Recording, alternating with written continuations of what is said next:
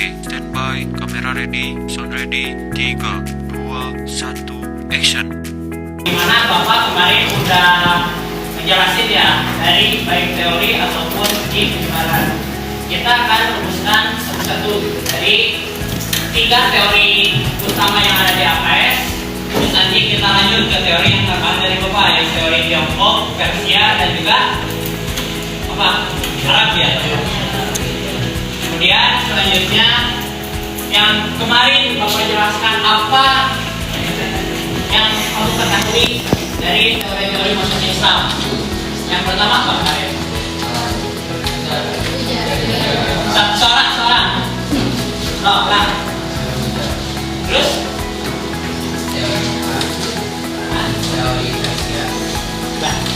Ada lagi nggak? Ada. Oke, selamat.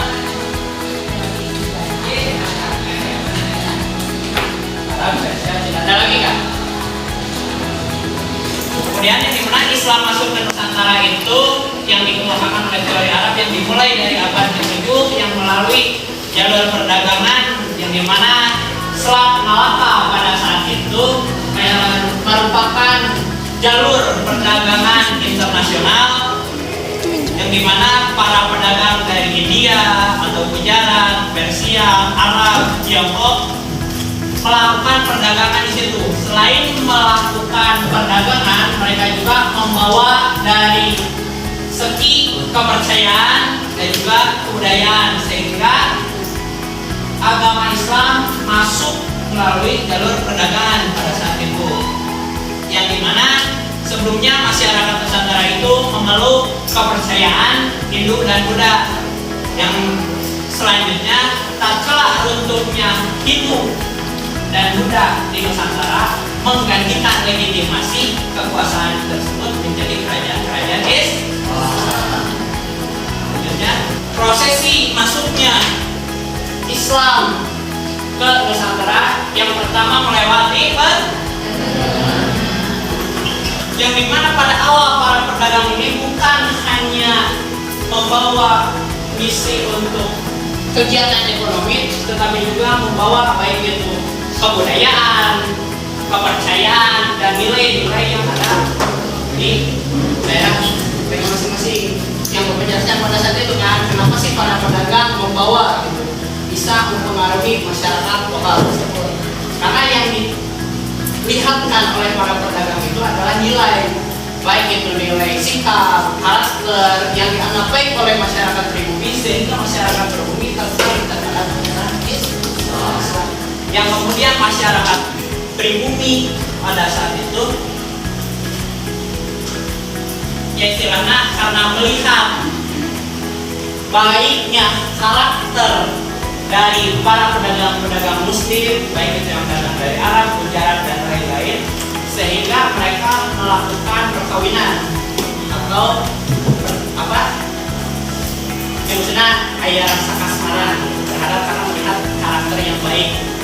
Yang pada sebelum itu karena mereka yang kami, sehingga mereka mampu membuat suatu pemukiman di pesisir pantai, disebut pemukiman muslim yang disebut kalian tahu nggak? Ini nama pemukiman muslim yang ada di pesisir pantai yang sebelum masuk ke pedalaman pada saat itu. Yang pemukiman ini yang melakukan perkawinan sehingga banyak keturunan muslim yang lahir antara campuran masyarakat dengan darah masyarakat pribumi dan juga para pedagang-pedagang muslim. Ya. Sebelum kita lihat, setelah melakukan perkawinan dan juga masyarakat secara geopolitik telah kuat, maka masuklah rencana politik yang dibuktikan oleh apa? Dibuktikan oleh apa?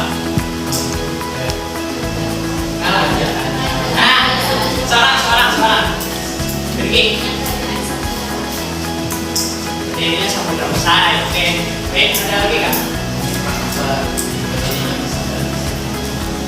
Kalau berdirinya pesantren itu lebih ke pendekatan pendidikan. Lagi kan? Banyak raja-raja yang beragama Islam. Selain dia berdirinya Samudra Pasai, terus banyaknya raja-raja yang masuk Islam, apalagi ada lagi kan?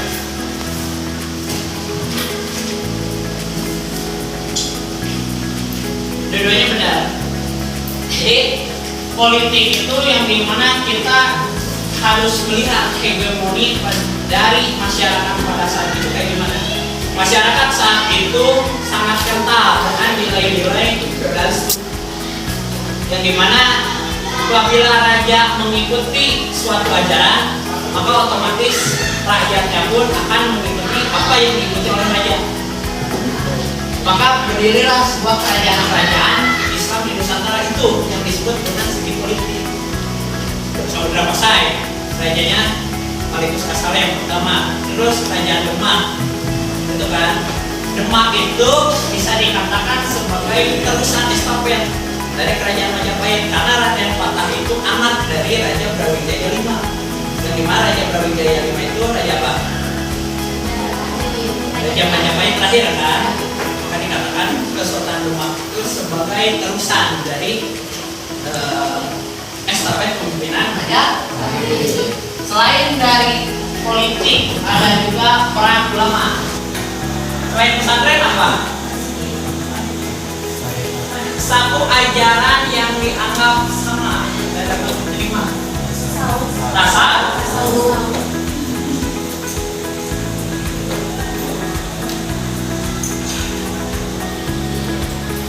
Kenapa pesantren?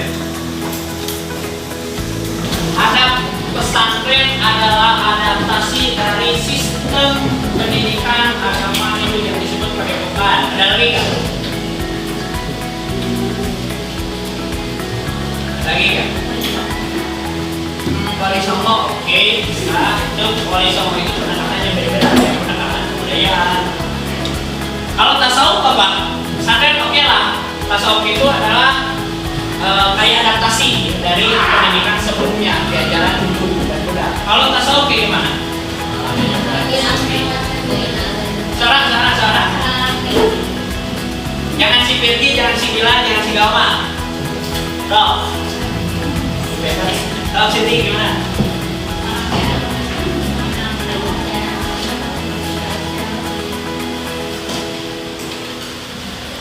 Jadi baik pesantren dan tasawuf yang diajarkan oleh para ulama atau para sunan lah kalau di Jawa, itu ajarannya itu ada akulturasi dengan ajaran-ajaran Hindu, ataupun ada kesamaan dengan ajaran Hindu di sebelumnya.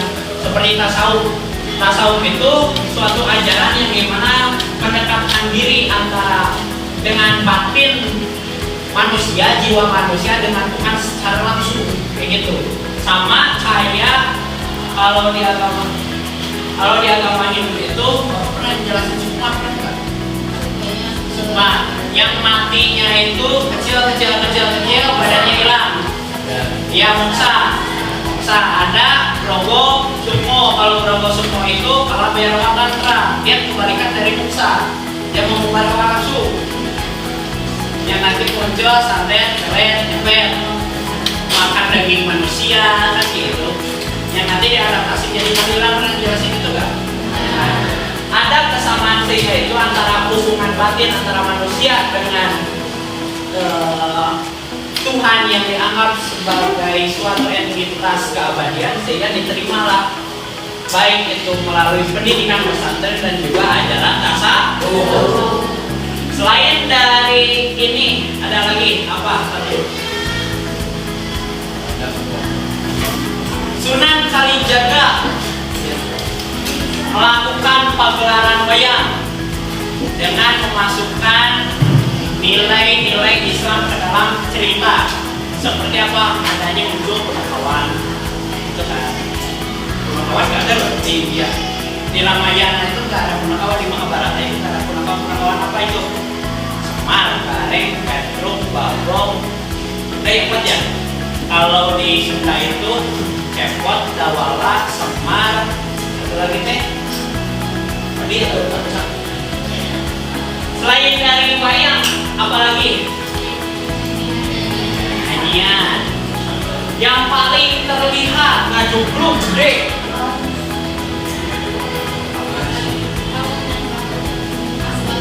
Bangunan atau arsitektur. Salah satu contoh arsitektur dari penggabungan antara ajaran Hindu dan juga ajaran Islam yaitu Masjid Agung Demak. Pernah ada yang pernah kesana gak? Pernah.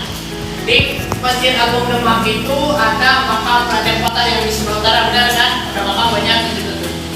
Nah, kita kalau dilihat itu si tiang punya filosofi sendiri. Ada berapa tiang ini? Ada berapa? 9 itu kan. Jadi dari kayu yang gimana? Ada tiang yang memang masih tutup gitu ya. Dari masa awalnya dibangun. Ada yang udah patah dan yang udah patahnya itu dimasukin ke museum kan? Ada museumnya. Dan makam Raden Patah ya nyamainlah ke sana. Itulah salah satu bentuk dari akulturasi kebudayaan. Baik itu kebudayaan arsitektur, kesenian, syair dan lain sebagainya. Tahlilan kebudayaan atau ajaran? Kebudayaan ya. Jadi jangan sampai kita menganggap bahwa tahlilan itu adalah hal yang wajib. Yang teman-teman ya udah, cuma kan kita melestarikan harus, tapi jangan sampai merasa terpaksa. Karena tahlilan itu bukan biaya kecil gitu kan. Di 1 nah, 3 nah, 7 nah, 40 nah, 100 ribu. Kemudian dari ini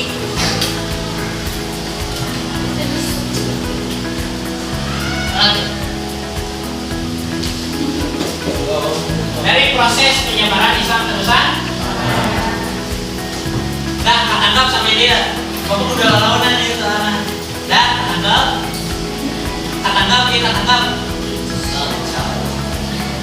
Kemudian ada teori masuknya Islam ke Nusantara. Yang pertama teori sejarah. Yang kedua ada teori Persia.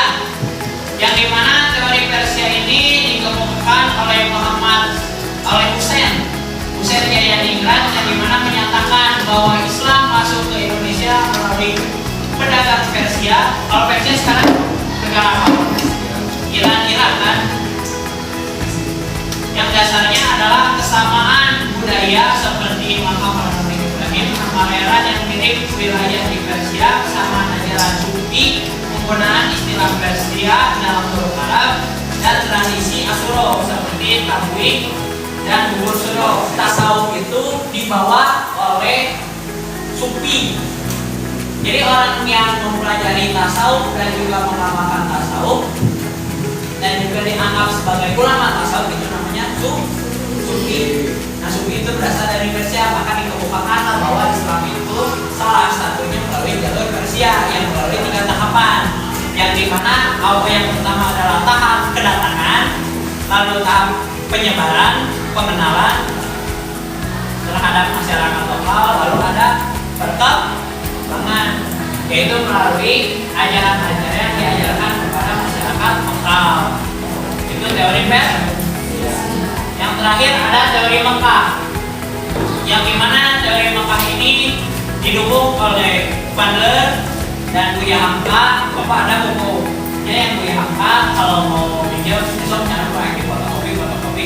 Lanjut, yang dimana teori Mekah ini menyatakan bahwa Islam masuk ke Nusantara pada abad ke-7 Masehi langsung dari Arab, yang dimana dapat dibuktikan dengan adanya pemukiman Muslim di Baros, yaitu yang Pekojantea, yang kemudian di Sumatera Barat atau Padang Daerah.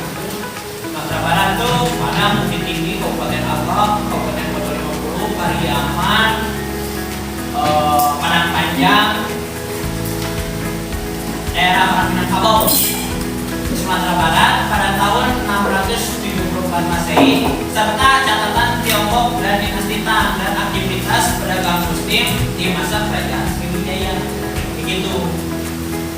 Jadi satu sama lain teori sejarah, teori Persia dan teori ini satu sama lain punya kekurangan dan satu sama lain punya kelebihannya masing-masing.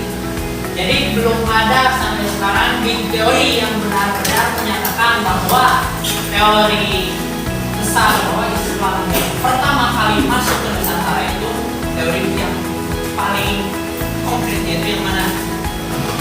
Itu karena kalau kita melihat dari teori ujaran di abad ke-13 itu Islam bukan pertama kali masuk, tetapi kerajaan Islam mulai pertama kali berdiri di tanah Nusantara.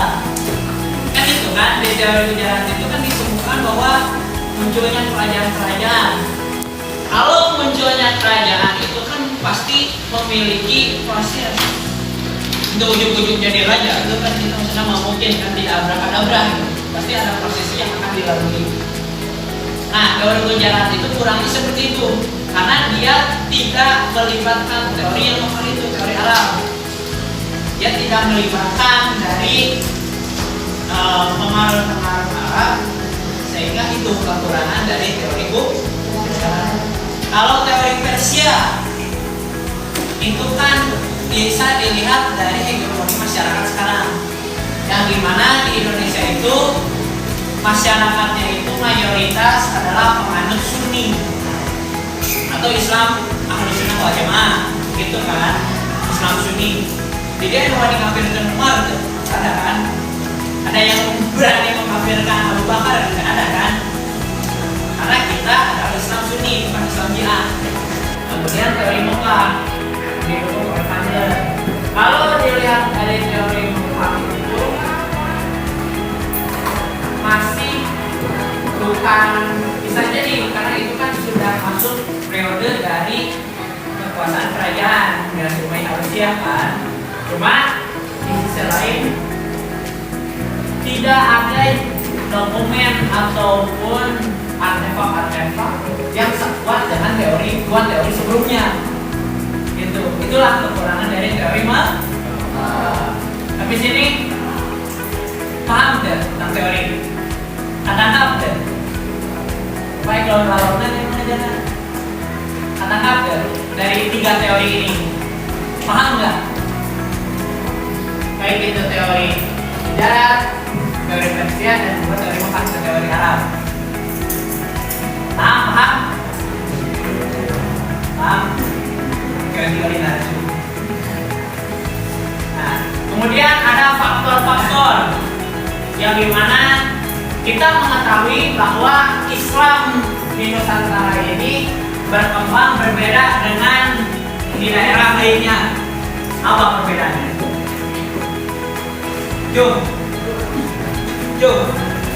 Perbedaan penyebaran Islam dengan daerah lain.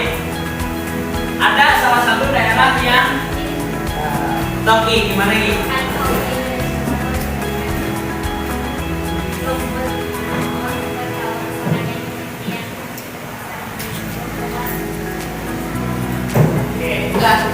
Gitu ya, jadi masuknya Islam ke Nusantara itu unik karena dia tidak melakukan secara kekerasan, tidak ada tumpah darah di situ. Yang dimana ada beberapa alasan sehingga Islam masuk ke Nusantara dengan secara damai. Ada beberapa alasan. Yang pertama, ada yang tahu nggak? Apa?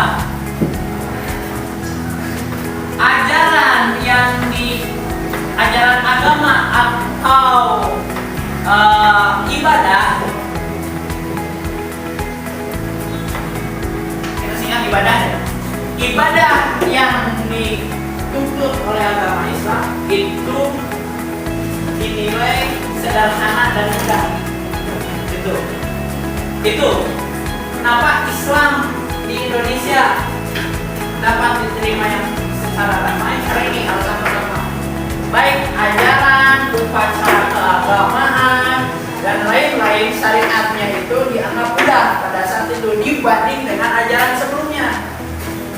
Sehingga masyarakat pribumi dapat menerima agama Islam tanpa ada Yang kedua adalah syarat. syarat masuk Islam itu mudah. Tidak harus melakukan pengorbanan yang berat.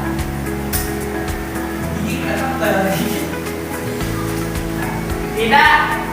Misalnya kalau kita melihat di Toraja nih, orang yang meninggal itu harus menyembelih seekor kerbau, baru dia bisa dikebumikan. Kalau dia tidak kerbau dan juga harus melakukan seperti kenduri pesta, yang dimana bisa menghabiskan 2M sampai bayar. Pun ayat tina sabun lumayan kaki kesalahan. Makanya kalau di Toraja itu pas ada orang tua yang meninggal dan biaya untuk melakukan pemakaman itu tidak cukup, maka si mayatnya itu akan dibalsam, diawetkan dan disimpan di rumah dan dianggap seperti orang hidup. Dibajuan, dikasih makan, dikasih mata, kayak gitulah. Itu tradisi yang di Toraja, sehingga upacara kayak gitu tuh memberatkan, dan Islam itu tidak memberatkan, baik itu syarat masuknya ataupun beribadah. Yang kemudian adalah penyebaran yang dilakukan secara damai. Karena yang dimana penyebarannya ini kan tadi sudah dijelaskan oleh awal tadi berjalan.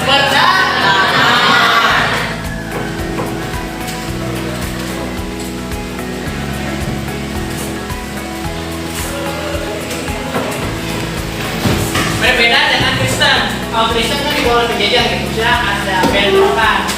Karena yang dilihat itu adalah karakter dari orang Muslim sendiri, nilai yang ditimbulkan sehingga masyarakat pribumi tertarik terhadap ajaran Islam itu yang terjadi, sehingga bisa dianggap bahwa penyebaran Islam di Nusantara itu dilakukan secara damai.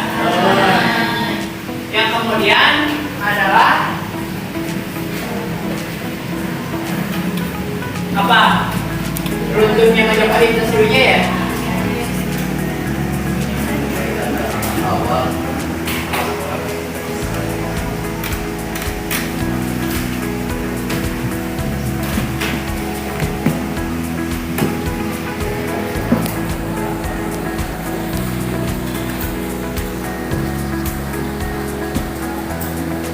Kan tadi sudah Bapak dijelaskan bahwa Brawijaya V itu, anak dari Brawijaya V itu Raden Patah, yang dimana dianggap sebagai penerus estafet kekuasaan Majapahit dari Majapahit kepada Kesultanan Demak adalah karena ini mulainya hilang pengaruh, kalau kekuasaan yang pasti ada kan pengaruh dari kerajaan Hindu dan Buddha, yang dimana banyak penguasa yang memeluk Islam dan munculnya kerajaan-kerajaan Islam di Nusantara begitu, sehingga Islam masuk ke Nusantara karena dilihat dari ideologi masyarakat yang masih kental dengan nilai-nilai feodal. Itu berarti ada 1, 2, 3 ajaran Paribakumi, bangsa ibadah sederhana, penyebaran masyarakat damai, itu kita temukan seperti itu. Jadi ada 4 ya ibunya, ya. Yang udah dipakai demokratis. Kalau demokratis salah, kalau demokratis itu kan egaliter lah. Memang masyarakat kita emang egaliter, memang kalau dibahasakan demokratis itu nanti mulai tafsir. Mesti dianggap sebagai demokratis dari segi kenegaraan. Jadi Islam itu dianggap sebagai kesetaraan. Itulah satu lagi. Jadi adanya tidak ada sistem kasta.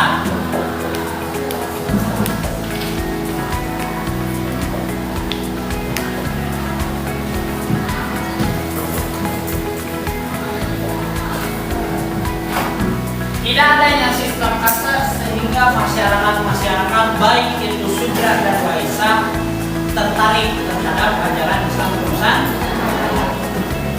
Karena kan kalau melihat dari sistem kasta itu kan hanya untuk memiliki posisi dalam geopolitik pada saat itu, jadi orang-orang tertentu yang brahmana dari sana jadi raja ksatria dulu. Bahkan orang-orang sudra itu dilarang untuk memegang pedang, untuk memegang senjata itu dilarang.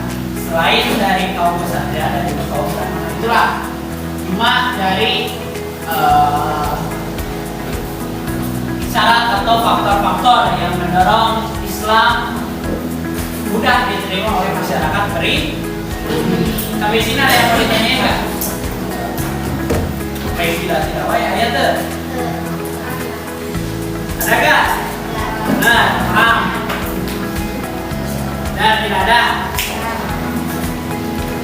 Kalau tidak ada, silahkan langsung buat resume dari materi hari ini yang dimulai dari teori, dimulai dari sini nih, dari jejak bahwa pengaruhnya Islam di Nusantara, proses penyebaran, teori, dan juga faktor pendorong Islam di Nusantara. Bapak kasih waktu 2 menit nih.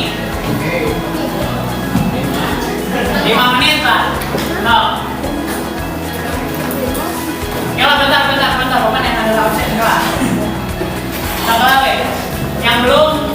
Oh, udah semuanya deh.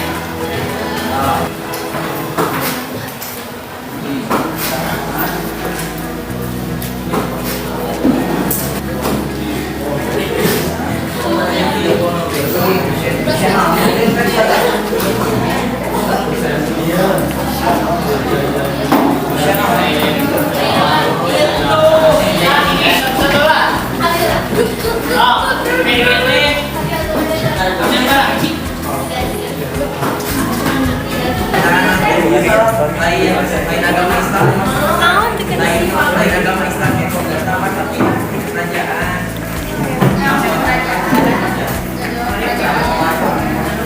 Oke, udah semua belum? Coba ya. Asila kemana? Fabian masih.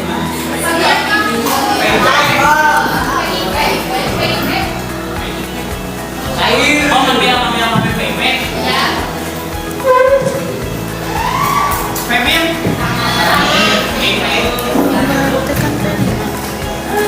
Gama udah? Gimana? Ada yang buku kecil. Ya, buku apa Dikiriman?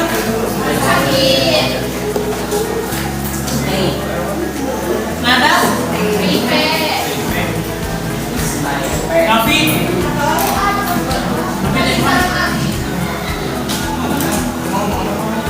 Taula? Cirinus mana? Dekat ciri ya? Iya, aku pun ada ayam panjang. Nah, Arizawa udah belum? Bapak tuh ngirim link di grup. Nah, kecuali si Rinus cuma buka HP. Kecuali si Rinus tulis ini udah ketemu. Silakan diisi yang komotor, kognitif, yang isi sebisanya aja gitu. Yang kira-kiranya kalian bisa. Kalau yang nggak bisanya, ya isilah udah itu kan PG kan. Kalau bisa ya, bisa dimulai sekarang. Tuh. Yang 3 link itu kita sampai jam 11.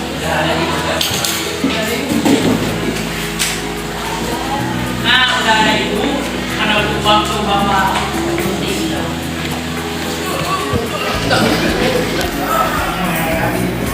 Mungkin untuk pertemuan kali ini Bapak cukupkan. Jangan lupa itu hari ini Bapak tunggu sampai jam sebelum Jumatan, Pak. Saat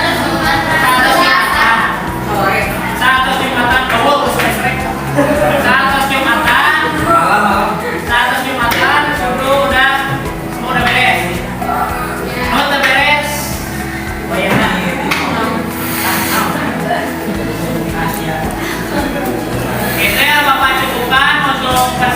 ini, untuk pertemuan kali ini, apa yang kalian rasakan dalam pembelajaran hari ini? Apa perasaan kalian dalam pembelajaran materi teori maksudnya Islam Nusantara? Apa yang ada perasaan? Bisa kenal kan?